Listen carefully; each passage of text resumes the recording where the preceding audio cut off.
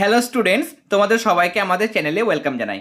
আমরা আজকে তোমাদের ক্লাস 9-এর ফার্স্ট ইউনিট টেস্ট 2026 সালে যেটা ফার্স্ট ইউনিট টেস্ট আমাদের হতে চলেছে, প্রথম পর্বের মূল্যায়ন। তার জন্য আমরা ফিজিক্যাল সায়েন্স বা ভৌত বিজ্ঞানের সাজেশন আলোচনা করতে চলেছি। তোমরা জানো যে তোমাদের ফার্স্ট সামেটিভ পরীক্ষার ক্ষেত্রে 40 নম্বরের প্রশ্নপত্র হবে এবং এখানে আমাদের 3টে চ্যাপ্টার রয়েছে। একটা হচ্ছে মেজারমেন্ট বা পরিমাপ, 2 নম্বর হচ্ছে বল ও গতি এবং 3 নম্বর চ্যাপ্টার হচ্ছে পরমাণুর গঠন। কেমন?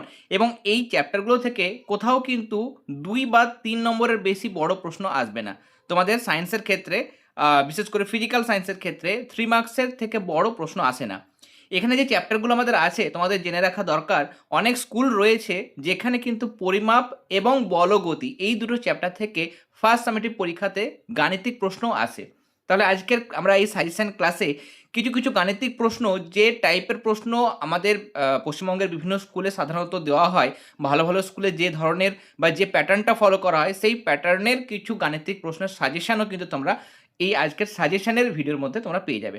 তাহলে প্রত্যেকটা প্রশ্ন ভীষণ ইম্পর্টেন্ট, তোমরা ভালো করে গুরুত্ব সহকারে দেখবে এবং প্রত্যেকটা প্রশ্ন ভালো করে বাড়িতে প্র্যাকটিস করে যাবে। দেখবে এখান থেকে তোমরা most of the question, maximum number of question তোমরা কমন পাবে।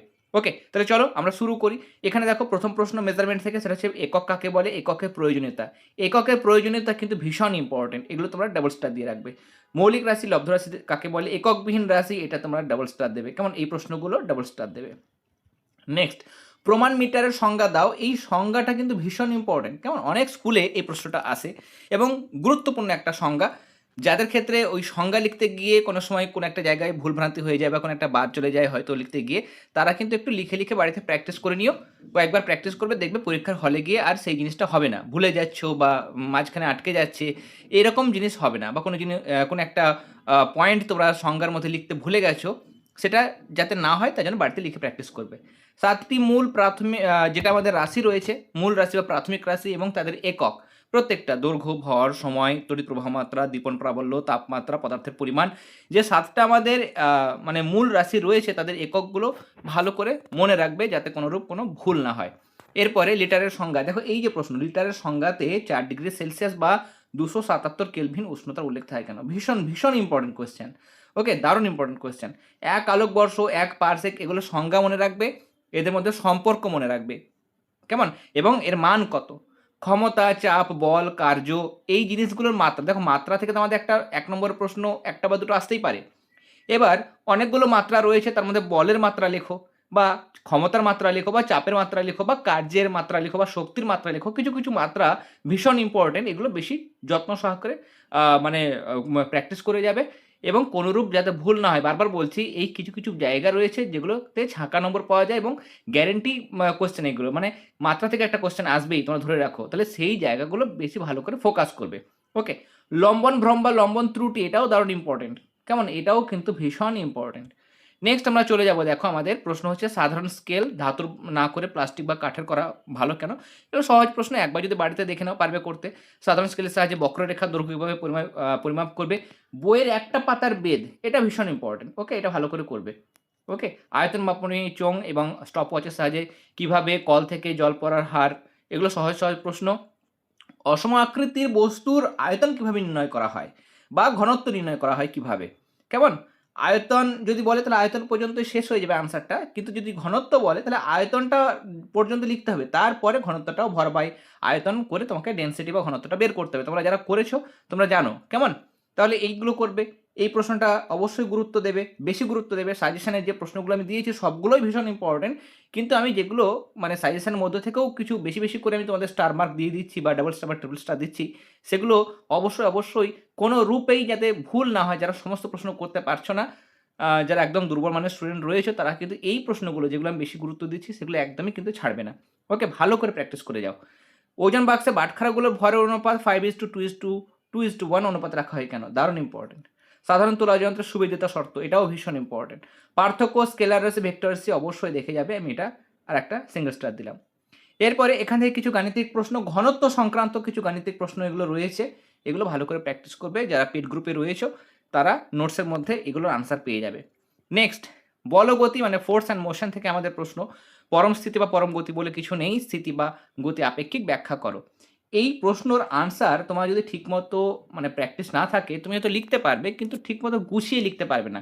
তার জন্য এগুলো অবশ্যই রেফারেন্স বই বা যেখান থেকে তোমরা পড়াশোনা করছো সেখান থেকে কিন্তু ভালো করে গুছিয়ে কীভাবে আনসারটা লিখতে হবে এটা সেটা দেখে যাবে। এটা 2 মার্কসও দিতে পারে, 3 মার্কসেরও কিন্তু দিতে পারে। ওকে, বৃত্তীয় গতি, ঘূর্ণন গতি এগুলোর বিশেষ করে উদাহরণ, কেমন উদাহরণের জায়গাগুলো ভালো করে দেখবে। উদাহরণ থেকে ঘুরিয়ে প্রশ্ন আসতে পারে। অতিক্রান্ত দূরত্ব এবং সরণের মধ্যে পার্থক্য, দ্রুতি এবং বেগের মধ্যে পার্থক্য। এই পার্থক্য কিন্তু অনেক স্কুলে একটা দেয়, অতিক্রান্ত দূরত্ব এবং সরণের মধ্যে পার্থক্য ভীষণ ইম্পর্টেন্ট। তার পাশাপাশি দ্রুতি এবং বেগের মধ্যে পার্থক্য লিখো, সেটাও ভীষণ ইম্পর্টেন্ট। ওকে, বলবে যে স্যার অনেকগুলো হয়তো আপনি বলছেন বেশি বেশি ইম্পর্টেন্ট, এতগুলো প্রশ্ন কি আসবে? দেখো তোমার স্কুলে যে প্রশ্নটা আসবে সেটা তো পাশের স্কুলে নাও আসতে পারে, তাই না? আবার তোমার স্কুলেও দেখো প্রত্যেকটা বছর কিন্তু একদম 100% একই কোশ্চেন কিন্তু হয় না। প্রত্যেক বছর বিভিন্ন প্রশ্ন কিন্তু ঘুরিয়ে ফিরে দেওয়া হয়। এবছর তোমার হয়তো অতিক্রান্ত দূরত্ব সরণের প্রশ্নটা দিল, গত বছর হয়তো দ্রুতি এবং বেগের মধ্যে পার্থক্যটা দিয়েছিল। তাহলে এগুলো করে যাবে, ভালো করে যাবে। যেগুলো একটু ভালো মানের স্কুল রয়েছে, জেলা স্কুল রয়েছে, তারা এই প্রশ্নগুলো যেমন সমদ্রুতি সম্পন্ন বস্তু সমবেগ সম্পন্ন নাও হতে পারে কেন, এগুলো দেখে যাবে। জেলা স্কুলের স্টুডেন্টরা অবশ্যই গাণিতিক প্রশ্ন ভালো করে যাবে। কেমন, কোনো বস্তুর বেগ শূন্য অথচ ত্বরণ আছে কি করে সম্ভব? এই প্রশ্নটা দেখো, ত্বরণের এককে প্রতি সেকেন্ড কথাটা দুবার আসে কেন? দারুণ দারুণ দারুণ ইম্পর্টেন্ট কোয়েশ্চেন। ওকে, ভীষণ ইম্পর্টেন্ট। এই যে আমাদের গতির যে সমীকরণগুলো আছে সেগুলো ভালো স্কুলে সাধারণত প্রতিষ্ঠা করতে বলে বা প্রমাণ করতে বলে। এ সমান ইউটি প্লাস হাফ এটি স্কোয়ার বা ভি স্কোয়ার সমান ইউ স্কোয়ার প্লাস 2s। অনেক সময় ভি স্কোয়ার সমান এটাও দিতে পারে মন্দনের ক্ষেত্রে ইউ স্কোয়ার মাইনাস 2s। একই রকমভাবে তোমরা কিন্তু প্রতিষ্ঠা করতে পারবে। এগুলো লিখে প্র্যাকটিস করবে, কারণ লিখে প্র্যাকটিস না করলে এগুলো হবে না। ওকে, লিখে প্র্যাকটিস করবে। এরপরে নিউটনের প্রথম গতিসূত্র, এগুলো তো পারবে। এই সূত্র থেকে বলের সংজ্ঞা দাও, দেখে যাবে। জাড্য, স্থিতিজাড্য, গতিজাড্য। স্থির বাস হঠাৎ চলতে শুরু করলে যাত্রীরা পিছনের দিকে হেলে পড়ে কেন? সাধারণ বা অ্যাভারেজ যে সমস্ত স্কুলগুলো রয়েছে সেগুলোতে এই সমস্ত প্রশ্নগুলো দেওয়া হয়। কম্বল থেকে ধুলো ঝাড়া, এটা আরেকটু বেশি ইম্পর্টেন্ট। লাঠি দিয়ে আঘাত করা হয় কেন? নেক্সট দেখো, চলন্ত বাস হঠাৎ থামলে যাত্রীটা সামনের দিকে ঝুঁকে পড়ে কেন? বলের সামুদ্রিক সূত্র। দেখো এই প্রশ্নটা ভীষণ ইম্পর্টেন্ট। এটা পাখি আকাশে ওড়ে কেন? এই দুটো প্রশ্ন ভীষণ ইম্পর্টেন্ট। ওকে, নিউটন দ্বিতীয় গতিসূত্র বিবৃত করো, দেখবে কী কী সূত্র মানে এখান থেকে কী কী জানা যায়। দ্বিতীয় সূত্র থেকে প্রথম গতিসূত্র প্রতিষ্ঠা করো। এগুলো একটু টাফ কোশ্চেন, যে সমস্ত স্কুলে করা হয় সেগুলোতে করা হয়। ওকে, সে সমস্ত স্কুলে এরকম প্রশ্ন রাখে। এরপরে বস্তুর ভরে জাড্যের পরিমাপ, নিউটন এবং ডাইনের মধ্যে সম্পর্ক। কেমন, 1 নিউটন সমান 10⁵ ডাইন। 1 নম্বরের জন্য দেখে যাবে। আর যদি প্রতিষ্ঠা করতে বলে 2 নম্বরে, তাহলে সেক্ষেত্রেও কীভাবে এই সমীকরণটা আনতে হয়, কেমন, কী করে এই 1 নিউটন সমান 10⁵ ডাইন সেটা কী করে আনতে হয় সেটা কিন্তু তোমার একটু দেখে যাবে। ওকে, নিউটনের তৃতীয় গতিসূত্র, ক্রিয়া প্রতিক্রিয়া কখনো সাম্য প্রতিষ্ঠা করতে পারে না কেন? এগুলো অনেক সময় এমসিকিউর মধ্যেও দিতে পারে, শর্ট কোশ্চেনের মধ্যেও দিতে পারে, যে প্রতিষ্ঠা করতে পারে কি না। ওকে, নেক্সট দেখো এই যে আরোহী নৌকা থেকে তীরে লাফ দিয়ে নৌকাটি পিছনের দিকে সরে যায় কেন? এটা ভীষণ ইম্পর্টেন্ট, ভালো করে যাবে। বায়ু শূন্যস্থানে পাখি উঠতে পারে না কেন? এটা ভালো করে যাবে। রৈখিক ভরবেগের সংরক্ষণ সূত্র, এটা স্টার মার্ক দেবে। এফ সমান এম এ সমীকরণ, মানে বল মানে হচ্ছে ভর ইন্টু ত্বরণ। ওকে, এগুলো সহজ সহজ প্রশ্ন। রকেটের কার্যনীতি, হোস পাইপের মধ্যে জল নির্গত হওয়ার সময় পাইপটাকে ধরে রাখা কঠিন হয় কেন? দারুণ ইম্পর্টেন্ট। ওকে, ভালো করে যাবে। রৈখিক ভরবেগের থেকে নিউটনের তৃতীয় গতিসূত্রটি প্রমাণ করো। এরপরে রৈখিক ভরবেগের সংরক্ষণ সূত্রের সাহায্যে বন্দুকের পিছন দিকে ধাক্কা দেওয়া ব্যাখ্যা করে, এটাও দারুণ ইম্পর্টেন্ট। গাণিতিক প্রশ্ন তোমরা এখানে দেখতে পাচ্ছ, এরকম গাণিতিক প্রশ্ন হয়তো দূরত্ব বা সরণ বেগ এরকম প্রশ্ন আসতে পারে। কেমন, অতিক্রান্ত দূরত্ব সরণ সংক্রান্ত প্রশ্ন, ভরবেগ, বা এখানে হয়তো বলে দিল এত ত্বরণ সহ চলছিল এত সময় ধরে, তাহলে বস্তুটির অন্তিম বেগ কত হবে, এরকম প্রশ্ন। অনেক ভালো স্কুল রয়েছে, একটু স্ট্যান্ডার্ড কোশ্চেন করা হয় বা জেলা স্কুলেও, সেখানে কিন্তু গ্রাফ দিয়ে দেয়, একটা চিত্র দিয়ে দেয়। সেই চিত্রের থেকে তোমাদের প্রশ্ন করবে যে সরণ কত বা দ্রুতি কত বা বেগ কত, এরকমভাবে প্রশ্ন থাকে। সেই রকম প্যাটার্নের প্রশ্ন যারা একটু ভালো স্কুলে পড়াশোনা করো, এখানে একটু টাফ কোশ্চেন করা হয় তুলনামূলক, তারা কিন্তু ওই গ্রাফ সংক্রান্ত মানে চিত্র থেকে প্রশ্ন বলগতি চ্যাপ্টারে করে যাবে। ওকে, নেক্সট, পরমাণুর গঠন বা অ্যাটমিক স্ট্রাকচার থেকে আমাদের ক্যাথোড রশ্মির দুটি ধর্ম বা বৈশিষ্ট্য লেখো। রাদারফোর্ডের পরমাণু মডেলের 3টি সিদ্ধান্ত, দারুণ ইম্পর্টেন্ট। আমি প্রত্যেকবার যেমন তোমাদের চেষ্টা করি 100% কমন দেওয়ার, এবারও আমি সেভাবেই সাজেশনটা সাজিয়েছি। কেমন, আমার লক্ষ্য হচ্ছে প্রত্যেকবারই যে কোনো স্কুলেই যেন তোমরা maximum number of question common পাও। আমি চেষ্টা করি প্রত্যেকবার 100% যাতে কমন তোমরা পেয়ে যাও। যদি একটু কোশ্চেন টাফও হয়ে যায়, যেন অ্যাটলিস্ট 90% তোমরা কমন পাও, সেরকমভাবেই আমি কোশ্চেনগুলো রেডি করি বা সাজেশনগুলো রেডি করি। তাই এখানে যে প্রশ্নগুলো দেওয়া হয়েছে প্রত্যেকটা প্রশ্ন ভীষণ ইম্পর্টেন্ট। একটাও কিন্তু যারা ভালো রেজাল্ট করতে চাইছো তারা কিন্তু একটাও কোশ্চেন স্কিপ করবে না, সবগুলোই প্র্যাকটিস করবে। রাদারফোর্ডের পরমাণু মডেলের দুটি ত্রুটি, রাদারফোর্ড কেন নিউট্রনের অস্তিত্ব প্রমাণ করেছিলেন বা নিউট্রনের আবিষ্কারের যে ইতিহাসটা সেটা। বোরের পরমাণু মডেলের 3টি স্বীকার্য একটু ভালো স্কুলে থাকে। ওকে, অনেক স্কুলে দেখবে এই জিনিসটা কিন্তু টেক্সটের মধ্যে থাকে না। অনেক স্কুলে যে টেক্সট বইগুলো চালায় সেখানে এই প্রশ্নটা থাকে না, এই পোর্শনটাই থাকে না। তাহলে তারা কিন্তু এই জায়গাটা ছেড়ে দেবে। কেমন? এরপরে ভর সংখ্যা পারমাণবিক সংখ্যার মধ্যে পার্থক্য বা সম্পর্ক দারুণ ইম্পর্টেন্ট। পারমাণবিক সংখ্যাকে মৌলের স্বকীয় বা নিজস্ব ধর্ম বলে কেন? Intrinsic property. ভালো স্কুলে সাধারণত এই প্রশ্নগুলো করা হয়। আইসোটোপ, আইসোবার, আইসোটোনস প্রত্যেকটা স্কুলের জন্য ভীষণ ইম্পর্টেন্ট উইথ এক্সাম্পল, উদাহরণ সহ কিন্তু এই জায়গাগুলো দেখবে। নিউক্লিয় বল, এগুলোর বৈশিষ্ট্য, এগুলো ভালো করে তোমরা কিন্তু অবশ্যই দেখে যাবে। ওকে, আইসোটোপের রাসায়নিক ধর্মগুলো একই হয় কেন? পরমাণু আয়নের মধ্যে কোনটা বেশি সুস্থিত? সোডিয়াম এবং সোডিয়াম প্লাসের মধ্যে কোনটা বেশি সুস্থিত? একই ধরনের প্রশ্ন, তাই না? আয়নগুলো বেশি সুস্থিত হয়, এগুলো ভালো করে দেখবে। X2 মাইনাস যেটা 10টা ইলেকট্রন 8টা নিউট্রন, মৌলটির পরমাণু ক্রমাঙ্ক বা ভর সংখ্যা কত? মৌলটির নাম লেখো। ওকে, হাইড্রোজেনের 3টে আইসোটোপ, প্রোটিয়াম বা সাধারণ হাইড্রোজেন, ডয়টেরিয়াম, ট্রিটিয়াম বা ট্রিসিয়াম, এগুলো গঠনগুলোও তোমরা অঙ্কন করবে।